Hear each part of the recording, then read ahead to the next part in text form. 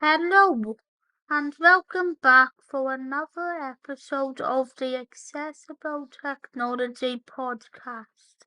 My name is Vapes, and this is a podcast where you get to hear all about the everyday technology that is accessible for disabled people, as well as learning what technology is less accessible and where you can also get details on how tech companies can continue making their technology even more accessible if that's something you're into.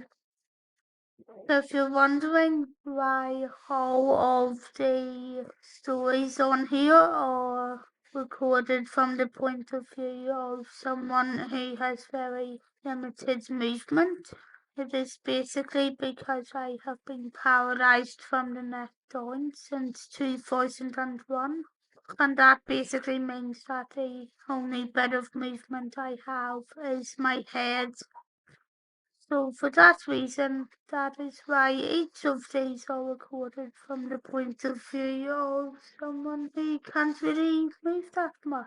So if you're someone who also wants to learn how you can use tech despite not being able to move much, or if you are someone who just wants to learn ways of being able to use technology without much movement, then this is the podcast for you.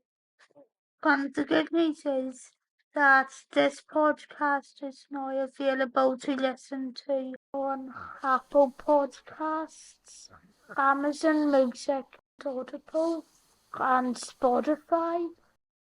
However, if you'd like to support the podcast and the content I produce in other ways, you can also support it by going over to the Phoebes Now Buy Me a Coffee page, which is where you will also be able to find exclusive episodes that aren't part of the podcast, as well as checking out a shop that I plan to open at some stage.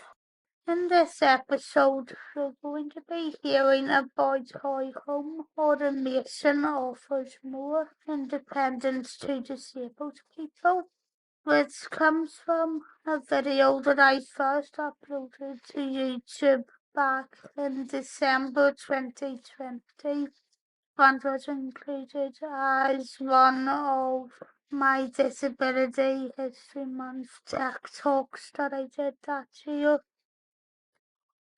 or more commonly known as the time when the UK was going through its second lockdown, even though Boris, who was then still Prime Minister, didn't really follow the rules much himself, but still insisted on keeping a strict eye on us. But here's just a few additional notes about home automation. However, before I get fully into the episode, as I come to the additional notes bits that I include in most of these episodes. So the term automation was first coined in the automobile industry about 1940, and it was used to describe the increased use of automated devices and controls in mechanical production lines, but began to grow massively since the 90s and the 2000s, and still continues to grow today. And while they obviously didn't get everything right, some movies that have come out in the last 40 years have featured some sort of home automation as well, such as Back to the Future 2 and Despicable Me, even if the latter one is an animated movie. But If you've seen it, let's admit that something in that is akin to the ring doorbell. But now that I've said all of that, let's jump straight into this episode. So about the Internet of Things, which, if you don't know what that is, it's basically the name we give to when we connect our everyday smart devices to the Internet. Might have once been thought of as science fiction. Since the introduction of smart assistants like Amazon's Alexa, the Google Home, Apple HomeKit, etc., it has been widely used by disabled people as well as able-bodied people. You can now turn on your lights, control the heating, turn your TV on, and a lot more just by using a voice command. And this is what I'm going to be talking about for this video. So at point number 1, we have home automation in general. If you want to get interested in creating your smart home, you're going to have to go into the world of artificial intelligence.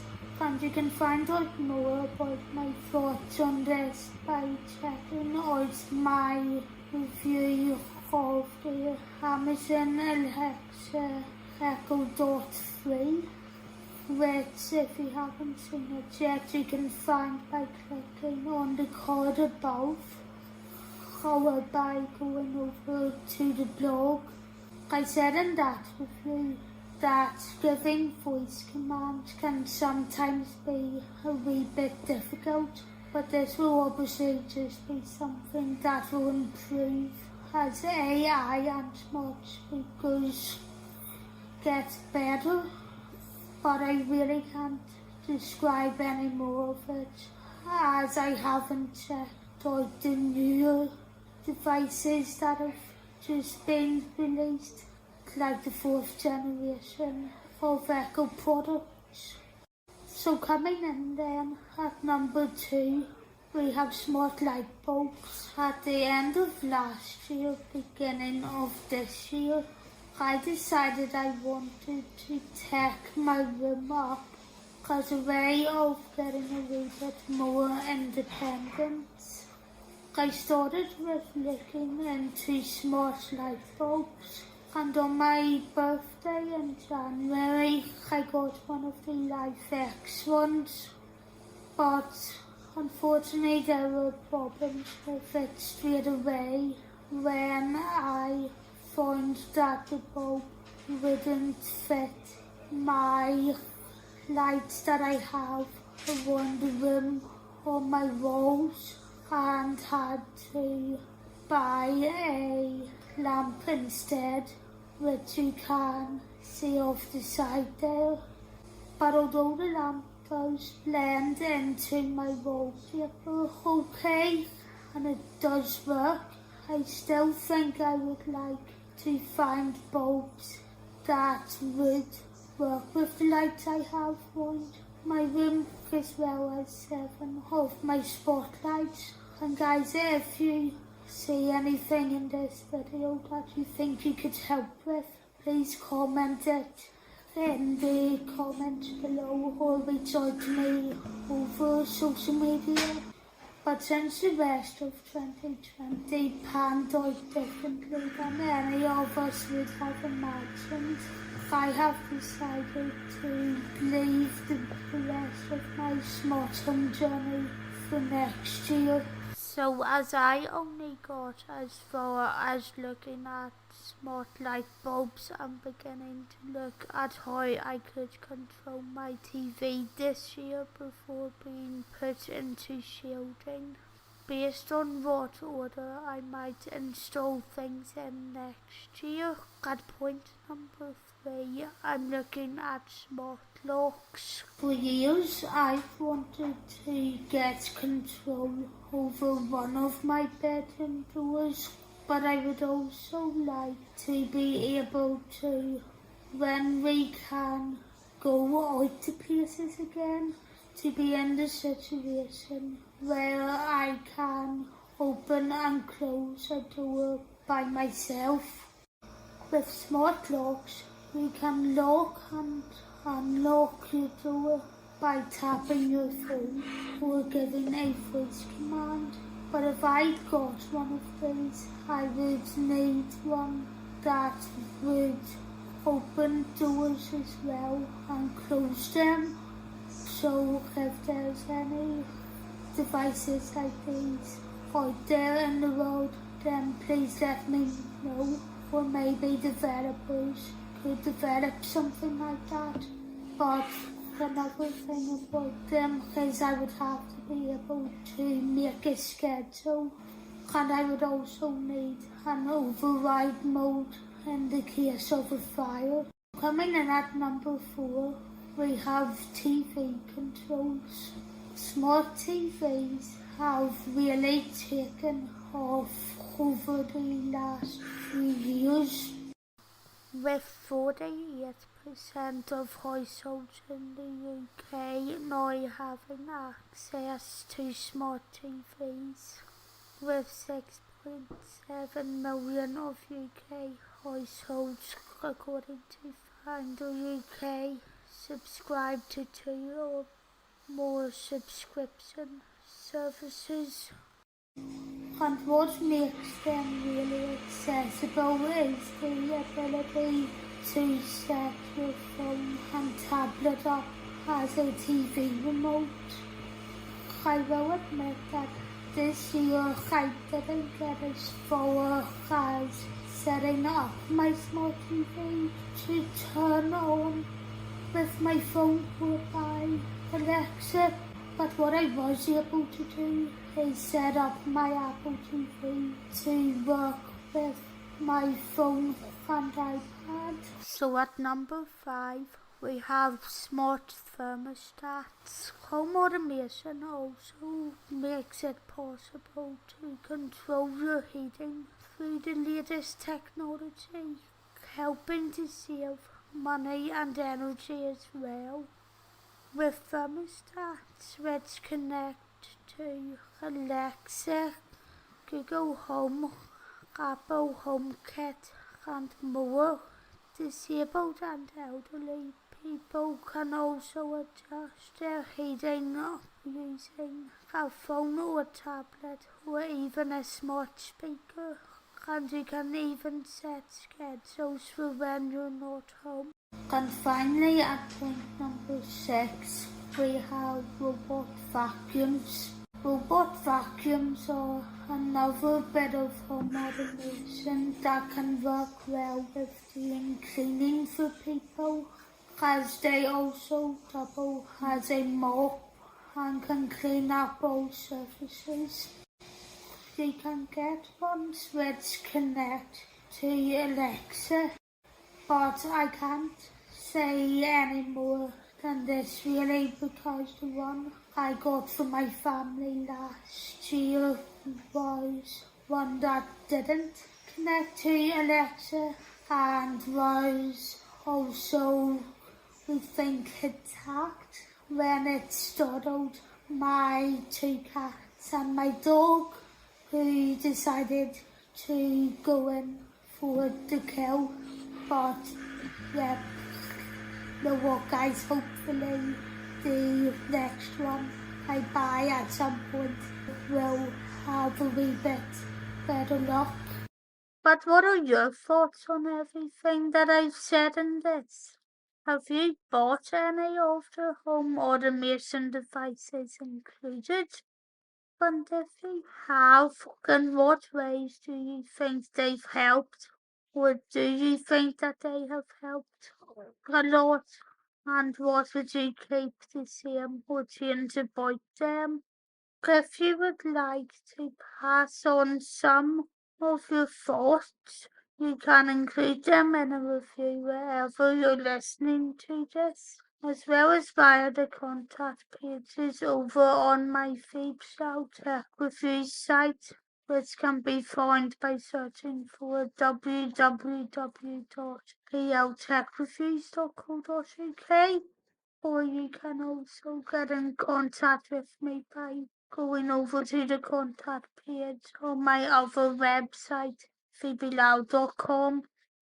If you're interested in watching my other videos on accessible technology, you can find them by searching for PL Tech Reviews on YouTube and clicking on the channel. And if you would like to see any of my accessible tours and reviews, as well as my film, TV, theatre reviews and political videos, you can see those by searching for Phoebe's Journalism on YouTube.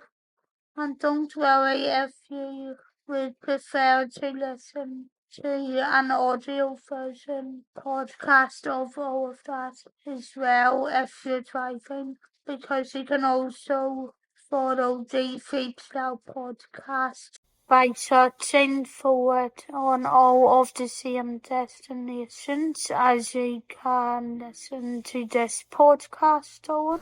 But of course, there is also the Buy Me a Coffee page. The next few episodes are going to be carrying on from the Disability History Month episodes that I did in 2020, as there's 6 of those to do altogether.